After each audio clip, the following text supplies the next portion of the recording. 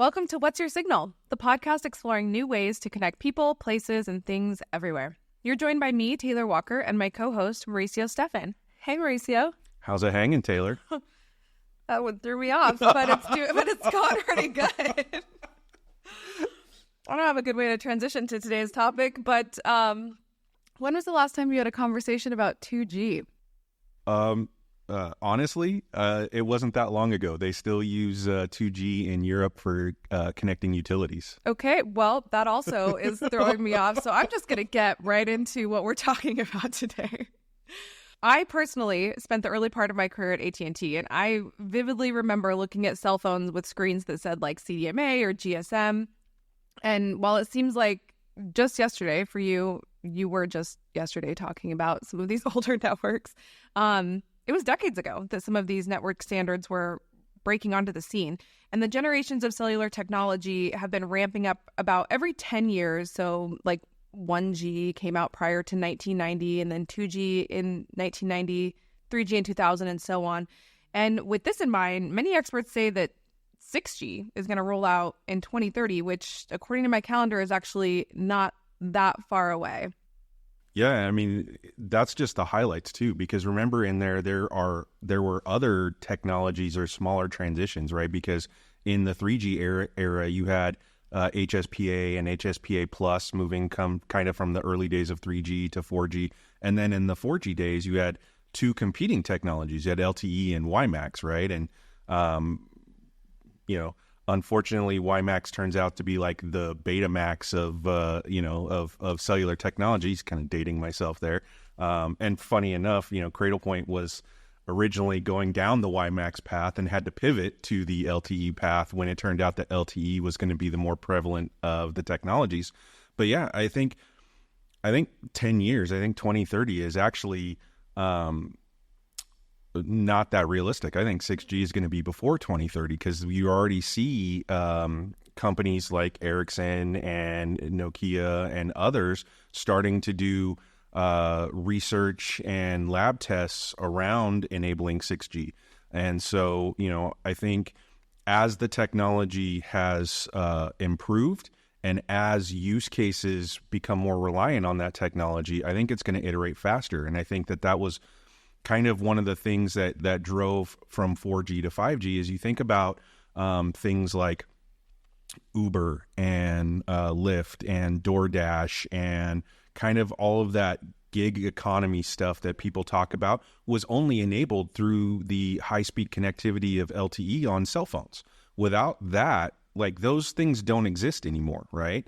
And so I think as you find those use cases that can't really happen without that ubiquitous connectivity, it's going to start moving that technology cycle faster and faster. Absolutely. And today we're still, very deeply entrenched in 5G, the current state of cellular. And we're going to talk a little bit about that and what's on the horizon. We have a guest today, networking guru James Weaver, who's the VP of Product Marketing at Ericsson, to help us break that down.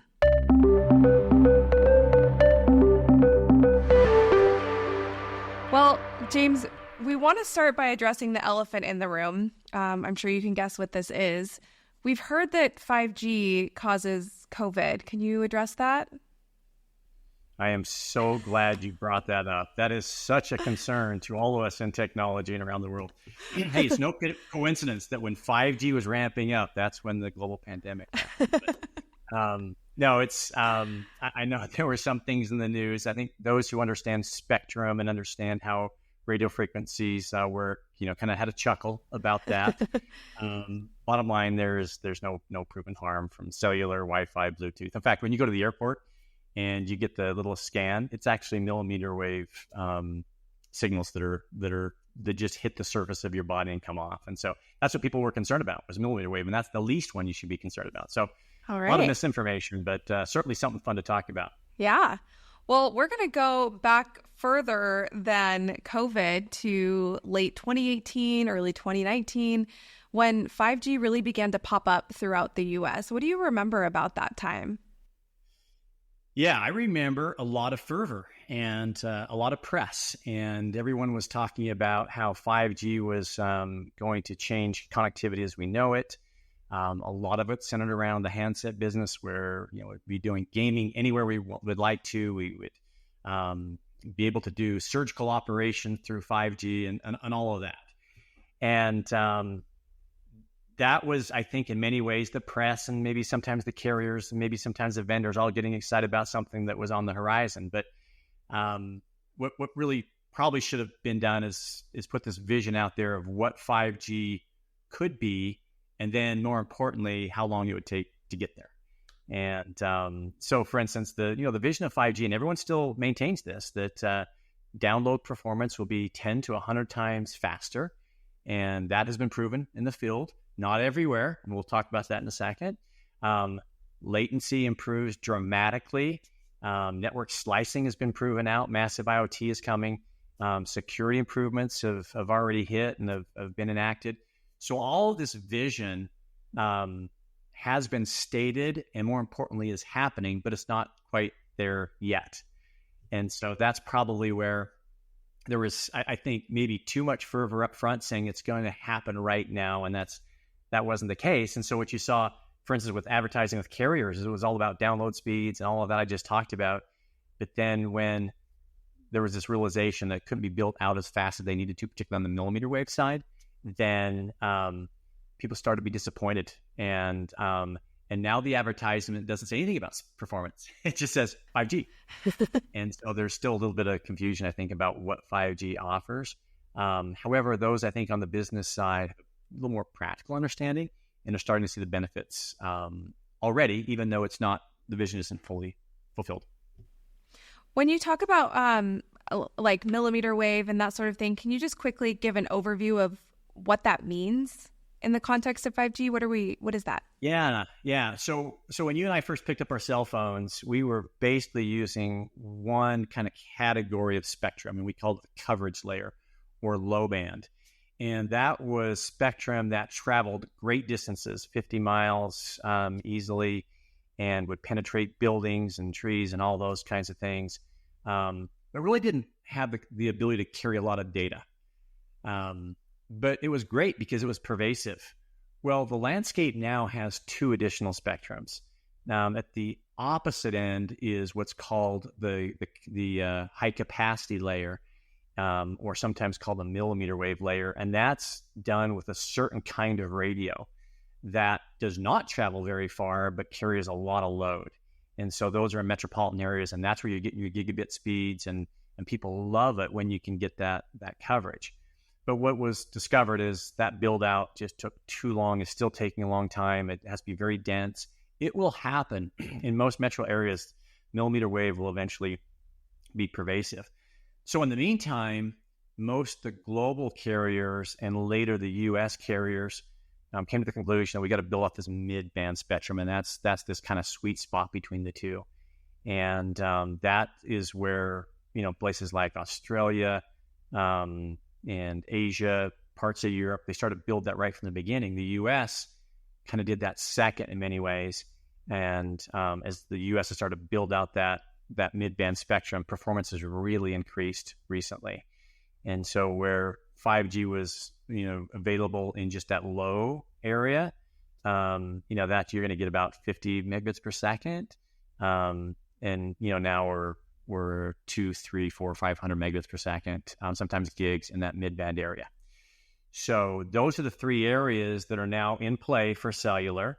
And a country and a carrier's ability to kind of strategically plan that out will determine the experience that a user has, and it's different in different areas. That makes sense.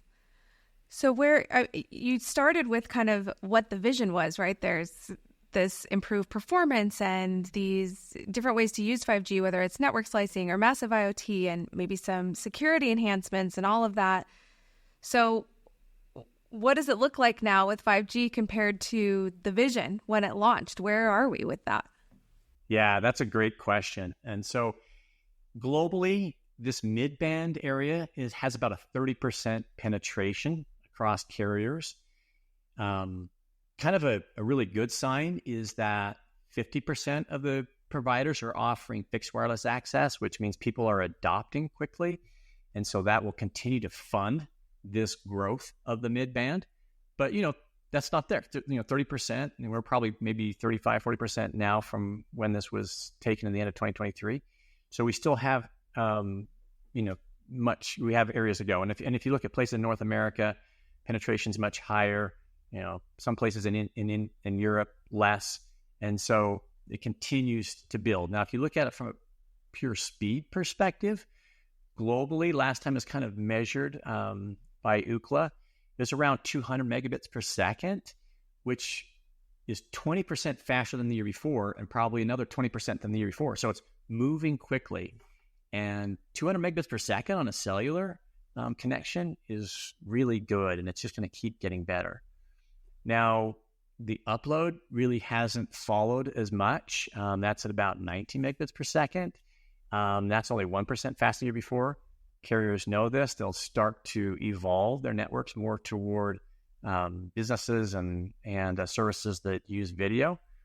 So that's a little bit of a slower pace, but we're certainly moving, quickly in this. And you have countries in aggregate like, South Korea, United Arab Emirates that, they're in the 400 or 500 megabits per second across their entire country. So we're getting there.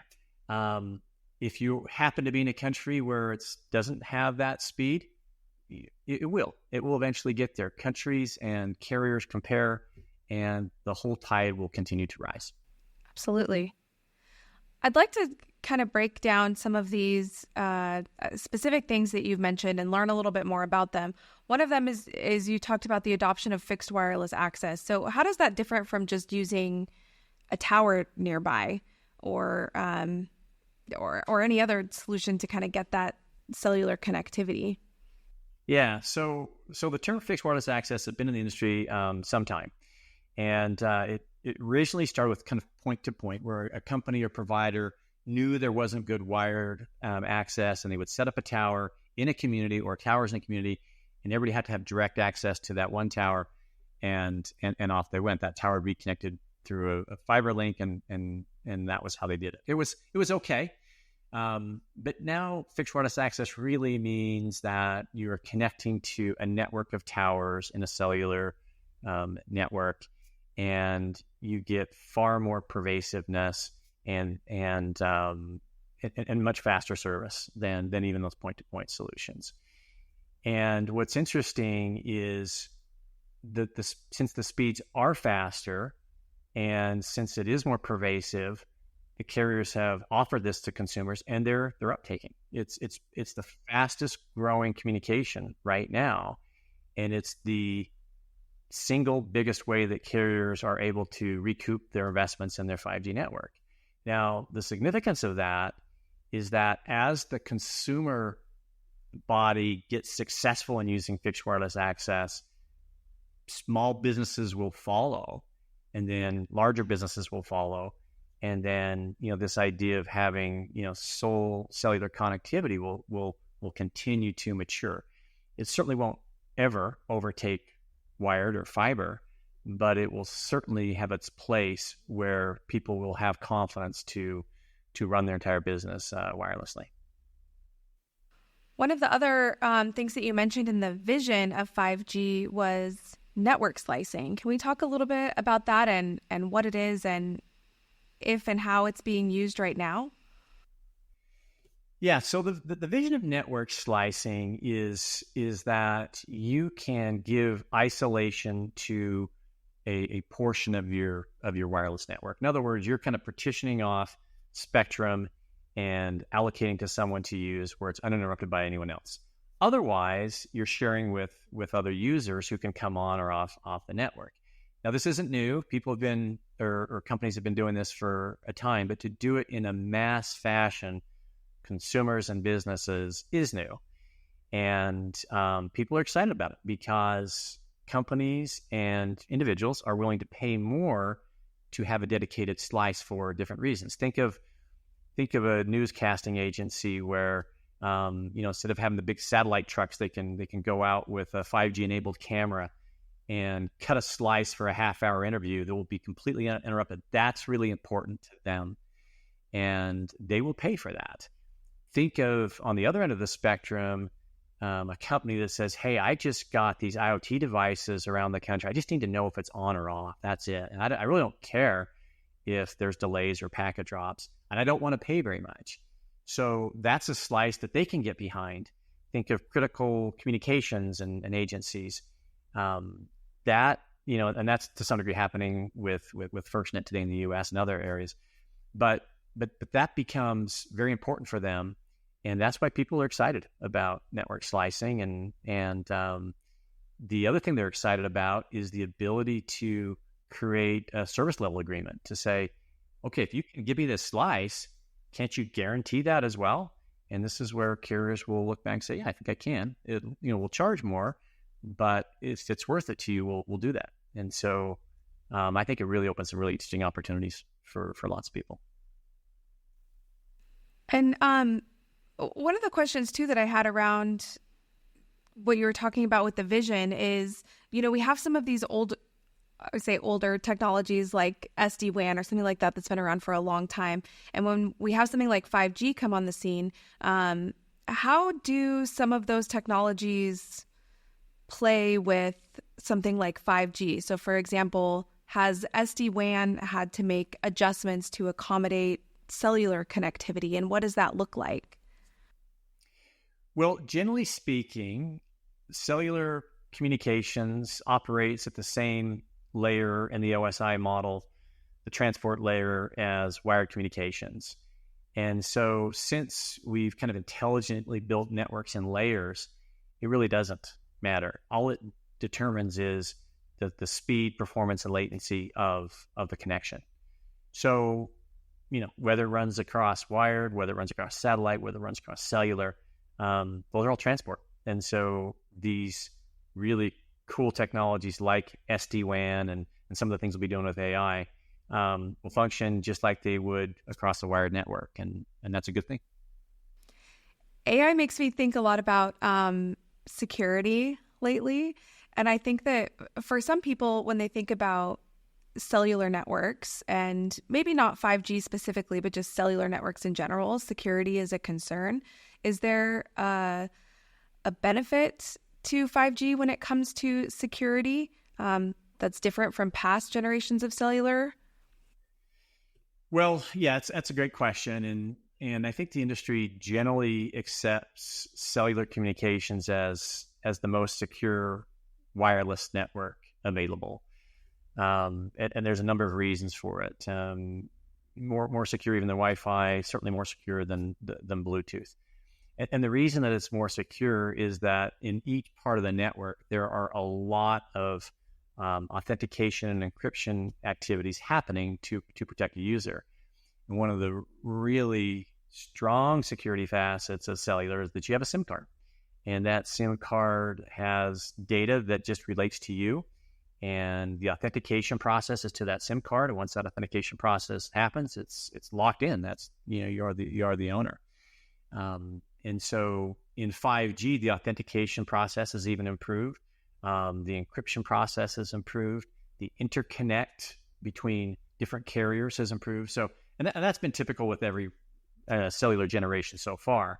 And so 5G is the most secure cellular generation yet, and arguably the most secure wireless communication. If I am in a public space and I'm concerned about using the hotspot, either let's just say an airport or at a cafe, I will always go to wireless first. I'll do a hotspot on my phone, and that's going to be your most secure connection. So I think certainly people in the industry understand that. I think it's a good thing to understand for people in general that it's a really secure mode of transport. So, James, you brought up fixed wireless access as something that's started to become more prevalent for 5G. Is that only because of the performance improvements, or are there other factors that kind of led to people adopting, especially on the consumer side, fixed wireless access as a competitive solution for cable or DSL or fiber, those kind of things? Yeah, that's a really interesting question. And on the business side, there is a wave that's been building for some time, where companies have turned to LTE for failover. and have gained confidence in that, and then say, hey, I can open a site up and I can run primary wireless there, or I can do a hybrid. And so on the business side, I would say that momentum has already been building. And as companies are watching the whole fixed wireless access momentum, it's just going to compound based upon what they know. From a consumer side, yeah, I think the 5G hype has helped. I think it's people have paid attention. They've said, oh, because it's 5G, I now get performance that I'm used to from my wired provider, and I'm willing to try it. And then when they do, and they see how easy it is to set up, where you pretty much just plug it in, I think they get hooked, and some word of mouth spreads too. So yeah, I think it was Mauricio started with some 5G hype. So also, want to be fair. What are some of the drawbacks though to cellular, right? You talked early, right? Is like in the early days of 5G, there was a massive marketing hype train that 5G didn't necessarily live up to the promise that marketing was selling us, right? And so, we have definitely had a reset in what people's expectations of 5G. Nothing is perfect. So kind of what are the things that people should watch out when they're deploying 5G, either for any of the kind of use cases that you talked about? Yeah. So the first thing is to not be polarized. Don't look at 5G as it's the greatest thing since sliced bread, or this is, it's not working right now, or it's not available in my area. I'm going to dismiss it until it's pervasive across the whole globe. That would be a bad way to look at it, because most likely if you're a business, there is some kind of use case that you could use cellular in some way that would be interesting to you. So that's the first thing. And then, so once you have that mindset, you can then say, all right, well, let's look at my use case and let's see what it involves. So if you have a use case that's in a very dense metropolitan area with lots of good fiber connections, fiber's probably the way to go. And although it's easier to initially set up cellular, you're probably going to have a little bit better performance through fiber. Now, this is where the polarization comes in, or the non-polarization. You still need a backup to that, and having a cellular second link is a great idea. So using it in that context would be fantastic. Now, let's say that you're in another area where there's not such good fiber, or it's really poor fiber, not likely fiber, but let's just say broadband. Cellular may be the absolute way to go primarily. Now, there could be another scenario where it's really far, it's really a rural environment, and in that case, satellite might be the best case. So it really depends upon your use case. Fiber still has better latency than the current 5G networks, which is called non-standalone, which is a 4G core and a 5G radio. But carriers are moving to a full standalone core where it's 5G core and 5G radios, and then latency will likely reach single digit. And so that will be, a great thing. But that's timing. So it's just really being able to stand back and look at the timing of your use case when you're doing it, and that'll kind of best give you those trade-offs, Mauricio. Yeah, I think the other thing about that is thinking about where my mom lives. Right, she lives in an older neighborhood and has DSL to her house, and they haven't upgraded the DSL for years, right? And so the best she can get is like 12 megabits down and like 7 up, and so it's typically hard to improve those wireline functionalities where the kind of the improvements in cellular become ubiquitous, right? They upgrade the tower without you ever knowing. You still have connectivity as that infrastructure upgrade's going, because you may connect to another tower. And then all of a sudden one day you just have improved speeds and improved latency. And so without having to some degree, depending on the shift in cellular technology, you may need to update your modem, but to some degree, you may just get, improved speed, improved throughput, improved latency without even knowing that the infrastructure was improved. Whereas, like you talked about, right, with wireline, you're likely going to be down a little bit while they have to disconnect the old infrastructure and reconnect new infrastructure. And that's even if they can do that, because thinking about older, in the United States, older is a relative term, couple hundred years compared to Europe, where we're talking about couple 1,000-year-old buildings, right? Where they're not allowed to update that infrastructure at all, right? They're historical buildings. They're not allowed to touch those things.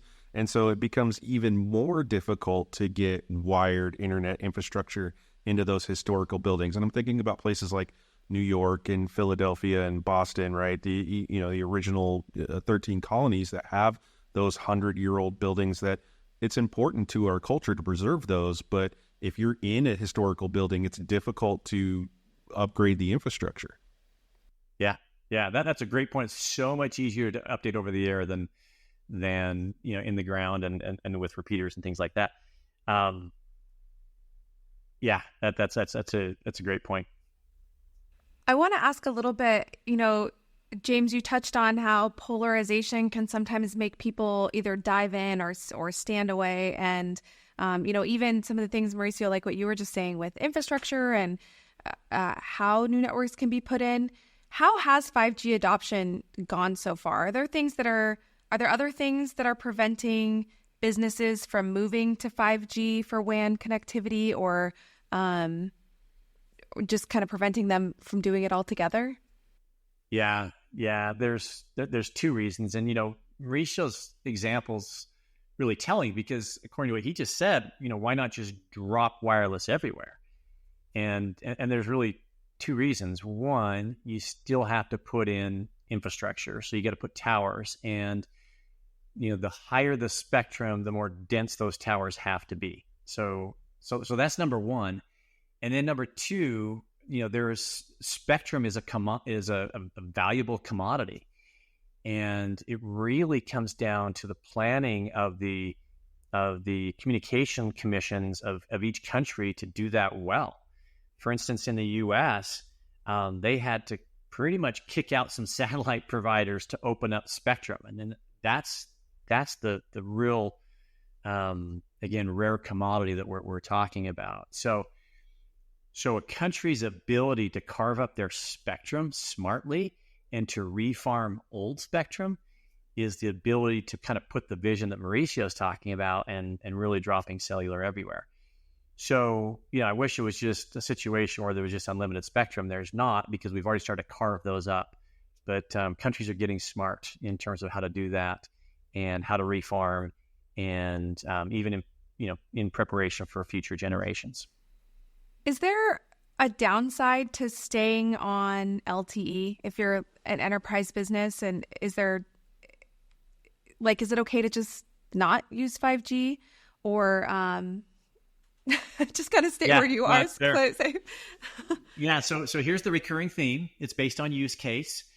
And if your use case simply needs what LTE provides, you just stay with it. I talked about this concept of refarming, and that happens in every generation. So there is spectrum that's dedicated to 4G that will begin to be kind of shrunk. So they'll just reduce it. They'll narrow the bandwidth until it's very small. Now, if you're an IoT user, it doesn't matter. You could use that until it's almost sunsetted. It's fine. If you're a broadband user, then there's a point where you'll need to cut over to 5G sooner than later, so that you're getting the most bandwidth possible. And the carriers are putting all their technology into 5G, and they're doing some really kind of cool scientific things around getting more out of the spectrum, things like carrier aggregation and MIMO, and all of those things will expand the spectrum that we already have, and they're investing now in the 5G piece and less on the 4G. So just depending on your use case, you might be fine for a long time, but just know over the next 10, 15 years, there's going to be a shift and it will go to 5G. Does the adoption also depend on equipment at all? Like, are there things that businesses should look for from an equipment perspective when they're getting into 5G? Yeah, absolutely. With all technology, we try to get out versions as quickly as we can so people start to use them. We don't simply wait years to get the best possible chipset and go through all that and work them in the labs and then here's the best possible. You don't do that. We get out the best technology in version 1, then we do another version and so forth. And that's the same with wireless routers and adapters. Same thing.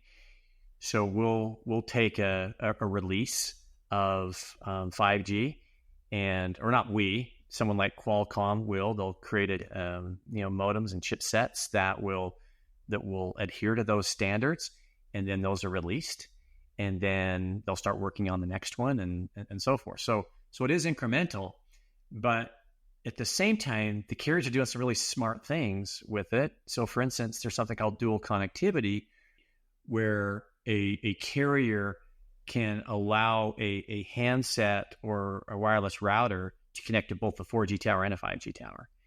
And that gives a lot of flexibility for them to kind of move between.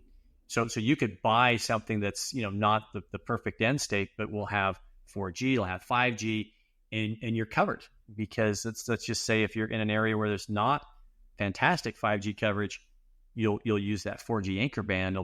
It'll still be really fast because you're using the fastest 4G technology. And as that 5G service moves into your area, boom, it's there. Like Mauricio said, it tower's upgraded and there you go. Yeah.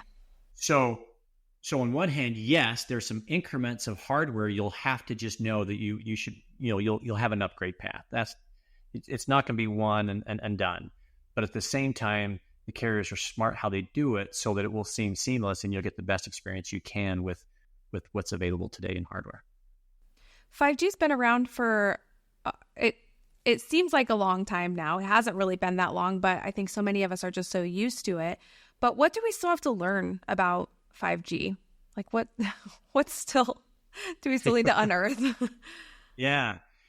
Yeah, if you're a consumer, I don't know if there's a lot because that's all taken care of in the handset. If you're a business user, then it's a little different. You should be aware of things that are coming.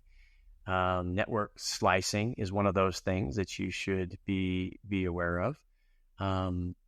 You should understand that if you're kind of a massive IoT user, that's going to improve. There's some changes some improvements in the network coming with something called RedCap, which is low energy, IoT service that's coming. There's the ability to connect directly to towers in a much bigger way when the later releases of 5G come. So those are things to be aware of. Those are kind of the main things. Other than that, the carriers and the manufacturers will build a lot of that intelligence in there for you so that it's pretty much plug and play. So James, there's a lot, especially here in the United States, there's a lot of political news around different parts of 5G, right? Everything from equipment providers to a specific topic that's a little near and dear to my heart because my senior college capstone project was on net neutrality. And so I want to kind of touch on, you touched on network slicing and, for a lot of people that sounds a little like pay to play. So how does the concept of net neutrality and the policies and laws governing that play into the 5G technologies, especially around network slicing? Okay, so Mauricio, this will be a little bit of discussion now that I know that I'm talking to an expert here on net neutrality. The thing to realize, I think, from a net neutrality perspective is that it's not just performance. Some people, it's content, it's access, and it's performance. So it's all of those things. And some people are far more concerned about the content, and some are far more concerned about having kind of everyone getting liberal access. And then there's the performance side too. as vendors try to, think of it more in terms of the performance and this ability to give businesses who want to pay more, give them a better service, and others who don't want to pay more benefit from lower costs. So we kind of focus that way, but I think the broader, both citizenry as well as the political landscape tends to look at the content and access too. And I think most people are on board with being very fair from a content and access perspective, but the second that it starts to cost the carriers a lot of money, that affects all of us, because that means we're paying more for it as well. So I think we've been pretty good at balancing that in the past, and we have to be able to balance this. We cannot get polarized on this as well. I don't know, Mauricio, what's your view on this? I have a similar view, right? The idea behind net neutrality is that the internet is important for everyone. Access to the internet, a ubiquitous access, is an enabler for everything from education to getting jobs to being able to work remotely to being able to do things like record this podcast, right? And so the ability for people to gain access and fair access to the internet, I think, is important. But like you said, there are things out there like for the public good that require improved access, right? Like one of the things that came out of the 9/11 Commission was the ability for first responders to communicate and have communication access, right? And that led to FirstNet as well as other carriers like Verizon Frontline and T-Mobile's first responder network, as well as the services in the UK for blue light services, same kind of thing, right? Giving them priority and preemption on the network, especially during emergency situations where they have to be able to coordinate and communicate. So, those kind of things require the ability to provide uninterrupted network service. And so, those things for sure. But I think it's also a matter, like you said, it's balance, right? You want to be able, like even today, even with wired services, as a consumer, as a business, I can pay to get more speed. I can pay to get less latency. I can pay to do those things. And as long as everyone has the fair ability to do that, I think that's really what we're trying to get to, is like, you shouldn't allow someone like let's call it a giant red content streamer, to be able to pay to prioritize delivering their content, where someone who's new into that content streaming market, who's trying to break out and disrupt the market, not having that same ability to access those same preferred plans, right? And so it's just a matter of that balance of yes, people like, regardless if it's a public good or not, carriers are businesses and need to be able to recoup the investment that they're making in these networks. And so, but it has to be applied fairly across the board, except maybe where there's a public good, like we talked about the first responders needing access during an emergency. Yeah. And, I think we've been pretty good so far. And I don't think people are going to get too polarized. And I hope that the citizens of our global community realize that in the end we pay. so Mauricio, if you want to pay more for a service, I'm happy, because that means it subsidizes me a little bit, and I can pay lower for maybe something I don't need. And that's for the broader good. And I hope the citizenry looks at it that way. Well, while we start to kind of wind down our state of cellular discussion, James, do you feel like businesses should be thinking now about the launch of 6G? Yeah, that seems so far away. 4G took 10 years to roll out and 6 major releases.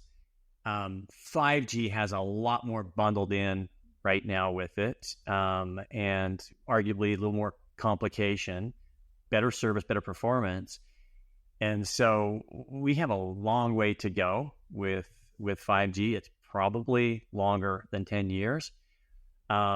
So I would say I wouldn't focus on 6G, particularly since the carrier community and the standards body make the step between the two really small.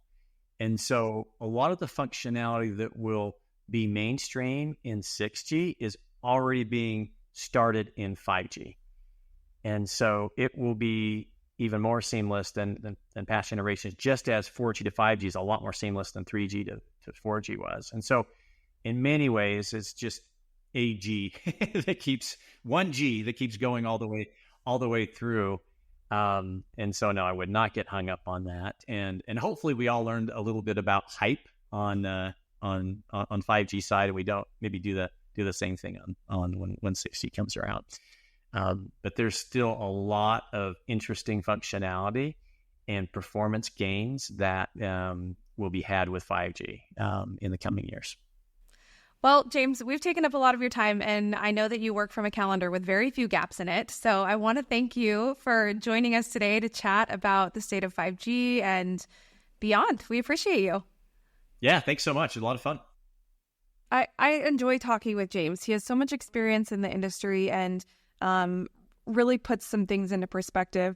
For me, I think one thing that sort of stood out is, I think we do hear things maybe in the news, or we hear some companies that are getting a little bit, I don't want to say worked up, that makes it sound dramatic, but people are really thinking about, well, what about 6G? And I'm just going to start thinking more about that and investing more of my brain power into that. But we really do have a long way to go with 5G, and there's still so many benefits. And so I kind of like the live in the moment message that James left us with, because I think that there is still a lot of opportunity in that. Yeah, I think part of that, though, too, is we talked a lot about it, the early days of 5G and the hype, and it's hard to communicate the intricacies that people need to know in a 30-second Super Bowl spot, right?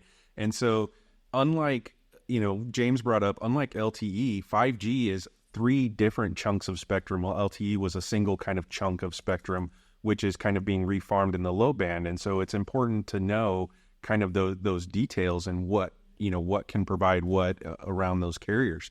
And, the other thing that James touched on that I think it's pretty good to kind of reiterate is, like, people don't tend to think of wireless as a limited resource, right? You go back to the old days when it was TV signals and AM FM radio and CB and those kind of things, and then some cellular. And so people just thought of wireless spectrum as this kind of unlimited resource, and they were just like handing it out like candy to everybody.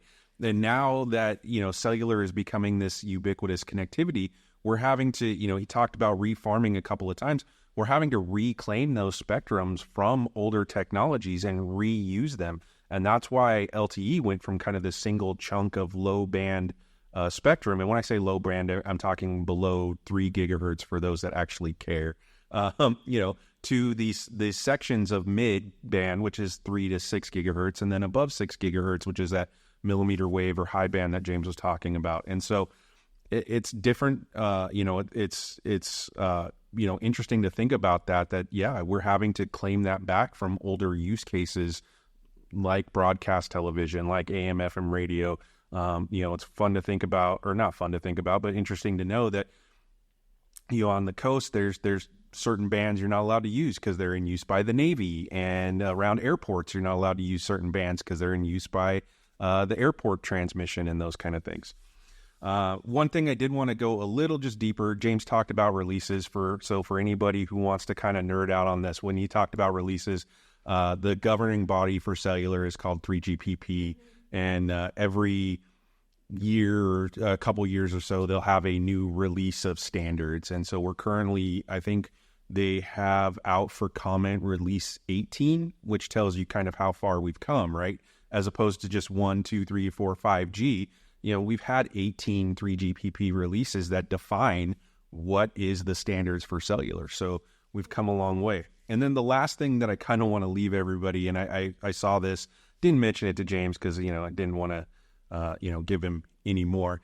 But actually, just recently, J.D. Power and Associates published a study that said customer satisfaction for fixed wireless access has surpassed fiber, which means people who are using cellular as a primary connectivity are having more satisfaction with that connectivity than traditional wired forms of connectivity.